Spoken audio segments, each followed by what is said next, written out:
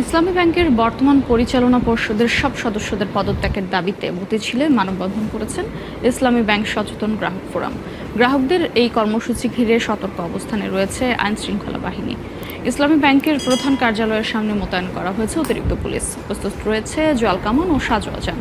মঙ্গলবার সকাল 9:30টার দিকে পূর্ব ঘোষণা অনুযায়ী এই বিক্ষোভ কর্মসূচি শুরু হয়। এতে কয়েকশো সচেতন গ্রাহক অংশগ্রহণ করেন। আন্দোলনকারীরা দাবি করছেন, ইসলামী ব্যাংকের পরিচালনা পর্ষদের সাম্প্রতিক পরিবর্তন এবং নতুন চেয়ারম্যানের নিয়োগ নিয়ে তাদের মধ্যে উদ্বেগ তৈরি হয়েছে। এ কারণে তারা নিয়োগ বাতিল, ব্যাংকের পরিচালনায় স্বচ্ছতা নিশ্চিত এবং সাবেক এমডিকে পুনর্বহালের দাবি জানিয়ে কর্মসূচি পালন করছেন।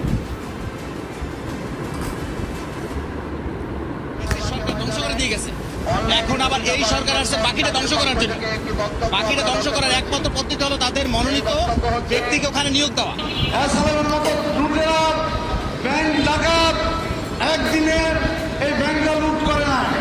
2017 সাল থেকে তিলে তিলে এই ব্যাংকটাকে লুট করেছে। তখন বাংলাদেশ ব্যাংক কোথায় ছিল?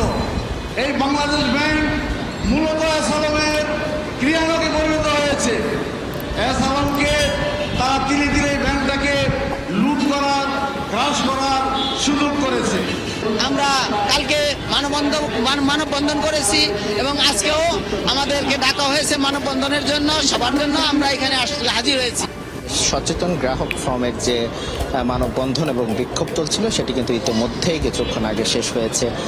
দলটির গ্রাহক ফোরামের যে আহ্বায়ক ছিলেন তিনি একটু আগেই ঘোষণা দিয়েছেন আগামীকাল সকাল 11:30টায় বিক্ষোভ কর্মসূচির মাধ্যমে আবারও কিন্তু তারা শুরু করবেন এবং তারা এটিও ঘোষণা দিয়েছে যতক্ষণ পর্যন্ত এই চেয়ারম্যান খুরশিদ আলমের নিয়োগ বাতিল না করা হবে ততক্ষণ পর্যন্ত তারা আন্দোলন চালিয়ে যাওয়ার ঘোষণা দিয়েছেন। একই সাথে তারা কয়েকটা দফা জানিয়েছেন। তারা যেটি দাবি করছেন নতুন পরিচালনা পর্ষদ গঠনের, একই সাথে যে আগের যে চেয়ারম্যান ছিলেন নতুন করে ইসলামী ব্যাংকের অভ্যুত্থানের পর যে চেয়ারম্যান ঘোষণা করা হয়েছিল সেই চেয়ারম্যানকে পুনর্বহালের দাবি তারা জানিয়েছেন।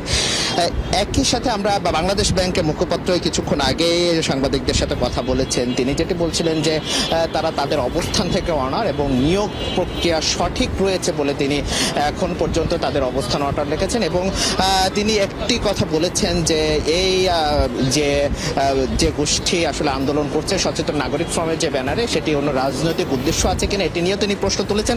তবে তার প্রতিবাদ জানিয়েছেন এখানে যে সচেতন নাগরিক ফোরাম আছে সেখান থেকে তাদের প্রতিবাদ জানিয়ে তারা যেটি বলছেন যে এটিকে ভুল খাতে পরিবহন করতে একটি ট্যাগিং রাজনীতির মাধ্যমে এটিকে একটি ট্যাগিং রাজনীতির দিকে নিয়ে যেতে যাচ্ছে মুখপাত্র, এমনটাই কিন্তু তারা প্রতিবাদও জানিয়েছেন।